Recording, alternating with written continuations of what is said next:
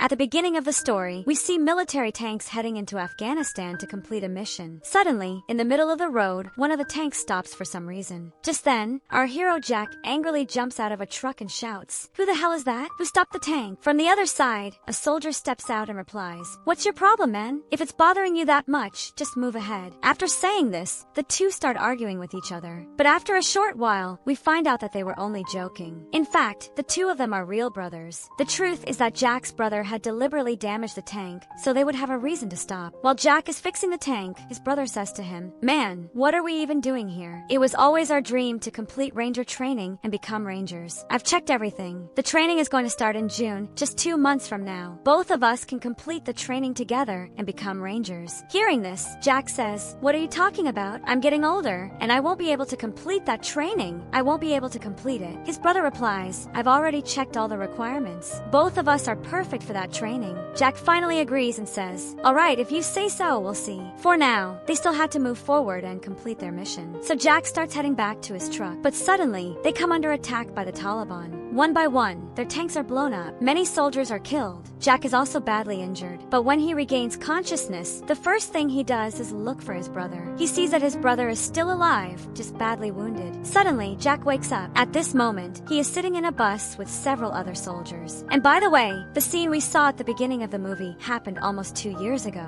But Jack still hasn't been able to forget that incident. He still misses his brother a lot. Here we find out that Jack has come to Colorado to complete ranger training. Obviously, he had made a promise to his brother. His brother didn't. So what if he isn't here anymore? Jack decides he'll fulfill the dream on his own. Soldiers from different cities had gathered there to become rangers. The captain tells all of them, "You only have 4 weeks. Within these 4 weeks, you must prove yourselves and complete the training. In the final week, you'll have to complete a mission and cross that line. If you cross that line safely, you'll officially become a ranger." After that, starting from the first week, everyone begins their training. Anyone who fails during the training is separated from the group and sent back home. As the weeks pass, one soldier after another is eliminated and sent back because they fail the missions or can't complete the training. About 2 weeks pass while they continue training, and the 3rd week begins. But Jack still hasn't really bonded with any of the other soldiers. He's completely focused on his training. In fact, he's so focused that the other soldiers start paying attention to him. One day, Smith finally asks his team, "Who is this guy anyway?" Smith asks. Then Valerina tells him he went to Afghanistan with his team to rescue a squad. But because of a Taliban attack, his entire team was killed. Even his brother died. I heard that he carried his brother on his shoulders and walked nearly 10 miles to bring him back to the base. That's why he was awarded the Silverman Medal. After hearing all this, Smith can't hold himself back. He walks up to Jack and asks, "What really happened in Afghanistan?" But Jack doesn't give him any answer. At that moment, Smith's team leader, Jacob, starts scolding him. He says, "You can't just ask him something like that. He's already lost a lot. Don't make him relive all of that again." After this, we see a news report showing that NASA has discovered an asteroid. NASA says that this asteroid is going to pass through Earth's atmosphere. However, no one really pays much attention to this news. As soon as the 3rd week begins, their training becomes much harder. In the 3rd week, the mission they are given is extremely tough, and many soldiers fail. Because of that, all of them are sent back home. The 4th week of training, the final week, was about to begin. Jack had made up his mind that he would give it everything he had, and he wouldn't go back home without becoming a ranger. Once the 4th week started, their training began again. They were all thrown into a swimming pool as part of a survival test. For a while, several soldiers managed to hold on, but eventually many of them started coming up for air. Jack, however, refused to give up. He wanted to last until the very end. But when his strength started to fade, he thought about his brother. He remembered the moment when he had carried his brother on his shoulders and walked nearly 10 miles toward the base to save him. Under the water, Jack eventually lost consciousness. At the right moment, the soldiers quickly pulled him out of the pool. Water had entered his body, but once it was forced out, he slowly returned to normal. After this incident, the captain calls Jack into his office to talk. The captain says to him, "I'm removing you from the training. You can go back home." Hearing this, Jack becomes angry and asks, "What did I do wrong? I did everything right. Every mission the right way." After hearing this, the captain tells him, "This isn't about the mission. It's about what's going on in your mind. I've noticed it myself, and I've heard it from others too. You're pushing through this training like a madman. You're not sleeping properly at night, and you're not talking to anyone. You're an engineer, so you know that even the strongest machine has its limits. You applied for this training almost 4 times, but you kept getting rejected because of your age. I just want you to sign this paper, leave the training, and go home. Because if we remove you officially, you'll never be able to join this training again. Jack replies, this is the final week. I'm not leaving the training now. After saying that, he walks out of the office. During the 4th week of training, a few people fail and are removed from the program. But we learn that Jack hasn't been eliminated. In fact, he has been selected for the final mission. The captain then gathers everyone and explains what the mission is and what they need to do to complete it. They are reminded that everything will happen just like real training. The soldiers who have been selected will be dropped into the mission area by helicopter. The mission scenario is this. One of their aircraft has been shot down in enemy territory. The Rangers are assigned an investigation and rescue task. First,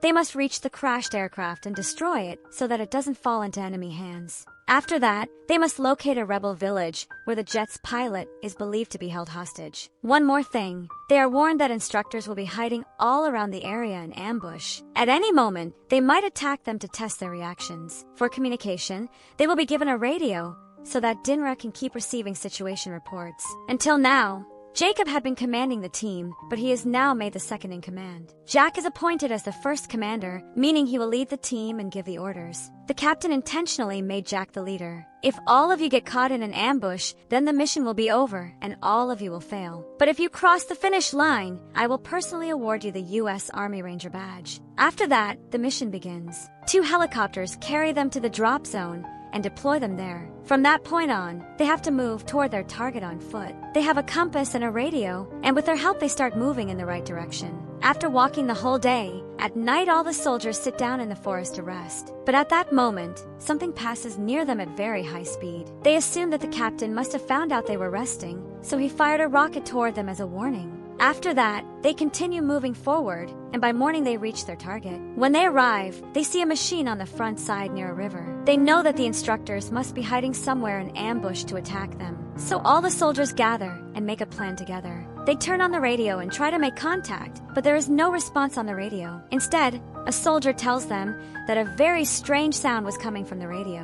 One soldier even tells them, according to the coordinates, we are about 100 meters away from our target. But no one takes this too seriously because 100 meters isn't very far. They ignore the coordinates since the target is already right in front of them. Following the plan, all the soldiers start moving down to destroy the machine. They take positions at different spots around it. Before approaching the machine, they carefully check to make sure no instructors are lying in ambush nearby. At that moment, Jack notices something flashing, but he doesn't pay much attention to it. Still, he has doubts about the coordinates. Just to be sure, he walks into the forest to check. Meanwhile, as soon as the soldiers get a chance, they prepare the bomb and place it on the machine. They are about to blow it up. At the same time, Jack spots the jet in the forest, the one the captain had mentioned. That means this jet is their actual target. At this point, Jack is still quite far from his team. He runs toward his team to stop them, but before he can reach them, they plant the bomb and blow up the machine. Soon after, they realize that the bomb hasn't even scratched it. Instead,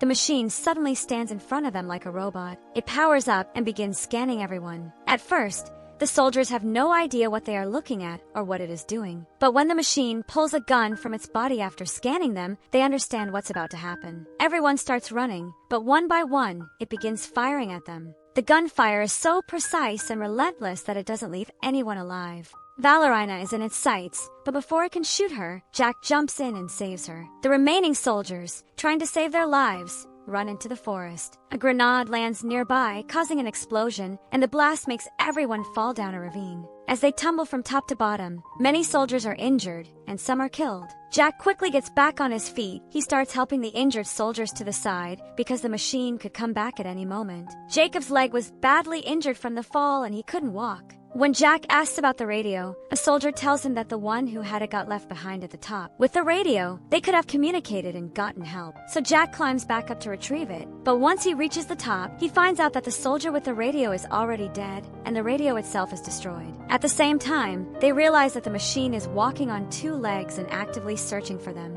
One soldier is still alive, but right in front of Jack, the machine kills him. Jack narrowly escapes and runs back down to his team, warning them, "That machine is moving and hunting us. We need to keep going." After that, everyone quickly starts lowering ropes down the cliff. They were stranded on top of the mountain and could only descend with the help of the ropes. It was especially difficult for Jacob because one of his legs was complicated. The real problem comes when the machine arrives and targets the soldier holding the rope. It kills that soldier in an instant, causing the rope to slip, and Jacob falls badly to the ground. The machine is right above them, and the team is hiding under the mountain cover. While the machine is scanning, they're extremely close to it. Jacob's leg is injured, and he can't move it properly, so it gets wrapped up. As soon as the machine notices them, it starts firing. Everyone runs toward the forest to save their lives. When bullets aren't enough, the machine starts raining explosives on them. The blast is extremely powerful, killing several soldiers. Even though Jacob is badly injured, the team doesn't leave him behind. They carry him up the mountain. Jack straightens his legs and places him on a stretcher. Due to the pain, Jacob has lost consciousness. At this point, Jack tells the team, "That wasn't our target. Our real target is a jet that was lying in the forest." "I don't know what it is," Jack says, "but we damaged the wrong thing, and now it's taking revenge on us. We need to move quickly toward the village. There, we might find help." One by one, they lift Jacob and start moving forward. After going a little further, they reach a river. To continue, they have to cross it, but the current is very strong, making it extremely difficult to get across. Still, Jack takes the risk to save his team. He tries to cross using the water. Although the current is powerful, he manages to make it to the other side and ties a rope to a tree. After tying the rope, Smith first tries to bring Jacob across with him. However, there is a knot in the middle of the rope, and the stretcher clip gets stuck. Smith tries to free the clip, but in the process, Jacob ends up dangling along with the stretcher. Seeing them in danger, Jack rushes to save him. Meanwhile, Valerina also moves forward to help them. They were already very close, but before they could save Jacob, the machine arrives. After scanning them, it attacks, causing everyone to fall into the water. The machine doesn't stop attacking. It continues firing relentlessly. The river's current is very strong, and everyone gets swept into a waterfall. Jack still hasn't let go of Jacob's hand. Jacob is unconscious. Now, only 6 members remain in their team. The machine gets closer, but before it can reach them, they carry Jacob and move toward the village. When they reach the village, they discover that everything has already been burned to ashes, meaning the machine had already been there. But now they realize that the machine actually fell from the sky. The asteroid mentioned in the news was, in fact, this very machine. Jack tells his team, "We need to fix this tanker quickly, because it's the only way we can reach the base faster." When they try to start the tanker, it starts up easily, but the problem now is that one of its tires is stuck. Working together, they manage to pull it free. However, they soon realize that the machine is still nearby. After starting the tanker, they quickly try to get out of there. During this, Smith goes to collect some real ammunition to fight the machine. While he is gathering the bullets, the machine suddenly arrives. Smith runs toward the tanker with all his strength carrying the ammunition, but the machine attacks him, killing him instantly.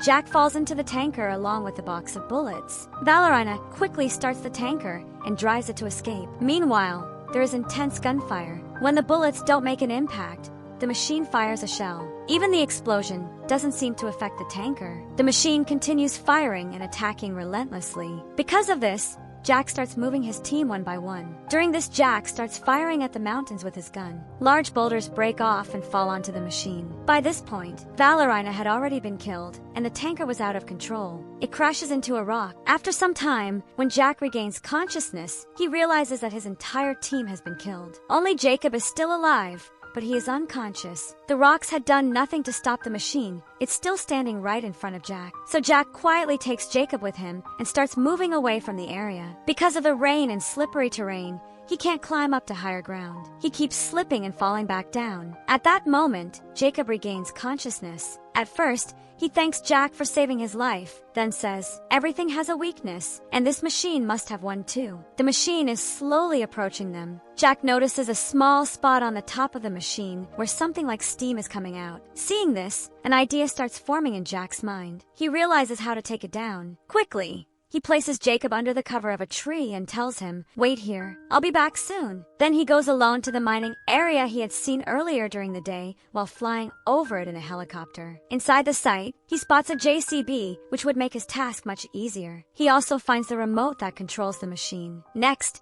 he fires a flare into the sky to lure the machine toward him. After a short while, when the machine arrives, Jack sets off an explosion, causing it to fall to the ground. As soon as he gets the chance, he grabs the JCB and moves it directly toward the machine. He pushes the machine against a wall and immediately presses the button on the remote. This activates the machine that was on top. Small rocks and debris start falling onto the machine. As soon as the rocks hit the machine, it turns red. Jack quickly runs away, and at that moment, a massive explosion occurs.